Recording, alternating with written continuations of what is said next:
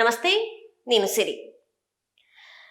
Megastar Chiranjeevi గారు అంటే ఆయన యాక్టింగ్‌తో పాటు చాలా వరకి అంటే బ్లడ్ బ్యాంక్‌లతోని చాలామంది అభిమానులతో పాటు ఎంతోమందికి బ్లడ్ బ్యాంక్‌తో కూడా తన సహాయాన్ని అందించేది మనకందరికి తెలిసిందే. మనం గతంలో చాలామంది అంటే ఆయన హీరో అయినప్పటి నుంచెల్లి అంటే బ్లడ్ విలువ తెలుసుకొని రక్తదానం చేయాలి, రక్తదానం చేస్తే చాలామంది ప్రాణాలు కాపాడతారని చెప్పేసి తను ఒక మోటివ్ తీసుకొని రక్తదాన శిబిరాలు పెట్టి చాలా వరకి హీరోతో పాటు సామాజిక సేవలు కూడా చాలా వరకు చేశారు. ద సేమ్ టైం కరోనా టైంలో కూడా ఎంతమందికి సేవ చేశారో మనకు తెలిసిందే. అయితే ఇప్పుడు ఎందుకు మనం మళ్ళీ మెగాస్టార్ చిరంజీవి గారి గురించి మాట్లాడుతున్నామంటే ఆయన గతంలో చూసినట్టయితే ప్రజారాజ్యం పార్టీ పెట్టడం జరిగింది. అంటే సినిమాల నుంచి వెళ్ళి రాజకీయంలోకి రావాలి అని చెప్పేసి చాలా వరకు అందరి దగ్గర నుంచి సలహాలు సూచనలు తీసుకొని అంటే ఖచ్చితమైన రాజకీయాలు అంటే ఇలాంటి ఎట్లాంటి డిస్టర్బెన్స్ లేకుండా ప్రజల నుంచి వచ్చిన ఒక రాజకీయ నాయకుడిగా ప్రజలు ఎన్నుకున్న నాయకుడిగా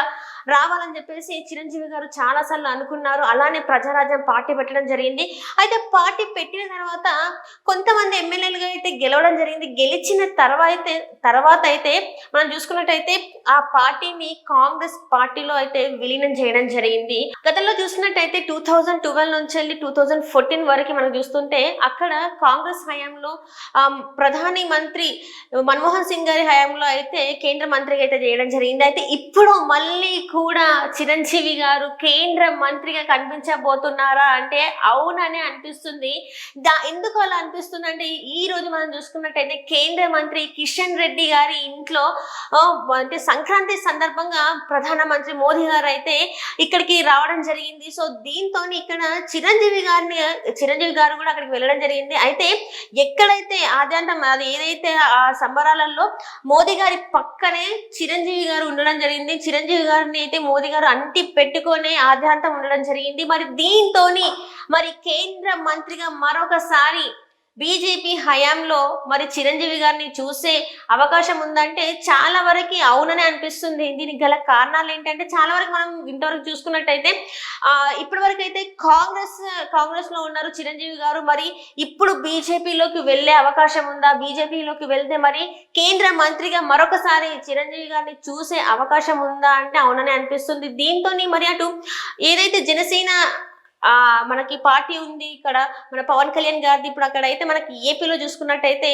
పవన్ కళ్యాణ్ గారు డిప్యూటీ సీఎం గా ఉన్నారు. సో దీంతో ఆల్రెడీ అక్కడ ఏపీలో కూటమి ప్రభుత్వం ఉంది కాబట్టి బీజేపీలో తాను అంటే కాంగ్రెస్ నుంచి బయటకు వచ్చి బీజేపీలో తను కనుక చేరి కేంద్ర మంత్రిగా అయితే మాత్రం సో ఇటు పవన్ కళ్యాణ్ గారికి జనసేన పార్టీకి మరి ఏమైనా లాభం చేకూరే అవకాశం ఉందా అనే అంశాల్లో కూడా చాలా మంది చర్చిస్తున్నారు. సో దీంతో ఇప్పుడైతే ఏదైతే కిషన్ రెడ్డి గారి ఇంట్లో మోదీ గారు మొత్తం అంటే మోదీ గారి పక్కనే చిరంజీవి గారు కనబడడం అయితే ఇప్పుడు ఒక చర్చనీయాంశమైంది. మళ్ళీ కూడా ఏదైతే 2012-14 ఆ పీరియడ్ లో మంత్రిగా ఉన్నారు చిరంజీవి గారు, ఇప్పుడైతే మాజీ మంత్రిగా ఉన్నారు. సో దీంతో ఇప్పుడు మళ్ళీ కూడా కేంద్ర మంత్రి అయ్యే అవకాశం ఉందని కూడా మనకి వార్తలు అయితే వస్తున్నాయి. దాంతో పాటు ఇప్పుడు మనం చూసుకున్నట్టయితే అంటే ఇప్పటి వరకు ఒక ఫ్యామిలీ నుంచి మంత్రులుగా అంటే డిప్యూటీ సీఎం గా ఇప్పుడు కేంద్ర మంత్రిగా అండ్ అలాగనే ఇప్పుడు మన రాష్ట్రాలలో కూడా ఒక మంత్రిత్వ శాఖలలో అంటే క్యాబినెట్ లో ఉండడం అంటే నాగబాబు గారు కూడా ఉన్నారు. మనం చూసినట్టయితే చంద్రబాబు నాయుడు గారు కూడా చెప్పడం జరిగింది. నాగబాబు గారు కూడా క్యాబినెట్ మంత్రిగా ఇవ్వబోతున్నామని చెప్పేసి ఇచ్చారని చెప్పేసి కూడా మనం చూసాము. అండ్ అట్లనే ఇప్పుడు కనుక చూసినట్టయితే ఒక్కవేళ బీజేపీలోకి చిరంజీవి గారు వచ్చినట్టయితే కేంద్ర మంత్రి ఉన్నట్టయితే మాత్రం అంటే ఇక్కడ మొత్తం ఫ్యామిలీ అంతా కూడా ఏపీగా అంటే ఏపీలో ఉన్న ప్రజలకి ఏ విధంగా సహాయపడతారో మనము చెప్పనక్కర్లేదు. ఎందుకంటే జనసేన అధినేత పవన్ కళ్యాణ్ గారు చాలా గట్టిగా ప్రజల కోసం ప్రజలు ఎన్నుకున్న మనిషిగా అయితే తను చెప్పడం జరిగింది. కష్టం ఎక్కడ ఉన్నా కూడా అక్కడికి వచ్చి నేను ఉంటాను కూడా గతంలో చాలా వరకు చెప్పడం జరిగింది.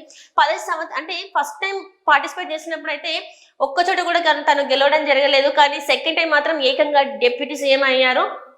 సో ఇప్పుడు మళ్ళీ కూడా చిరంజీవి గారి గురించి మాట్లాడుకుంటున్నట్టయితే చాలా వరకు ఇప్పుడు ఏదైతే కిషన్ రెడ్డి గారి ఇంట్లో కలిశారు మోదీ గారితో అక్కడ చాలా వరకు చర్చలు కూడా జరిగినాయి. చాలా అంశాల మీద కూడా చర్చలు జరిగినట్టు కూడా కొన్ని వార్తలు అయితే బయటకు వస్తున్నాయి. మరి మెగాస్టార్ చిరంజీవి గారు కాంగ్రెస్ నుంచి బయటకు వచ్చి బీజేపీలో చేరే అవకాశం ఉందా? మళ్ళీ కూడా తను కేంద్ర మంత్రిగా మరొకసారి మనందరి ముందుకు రాబోతున్నారా? ఎందుకంటే గత కొన్ని రోజుల నుంచి చిరంజీవి గారు అయితే రాజకీయాలకైతే చాలా దూరంగా ఉన్నారు.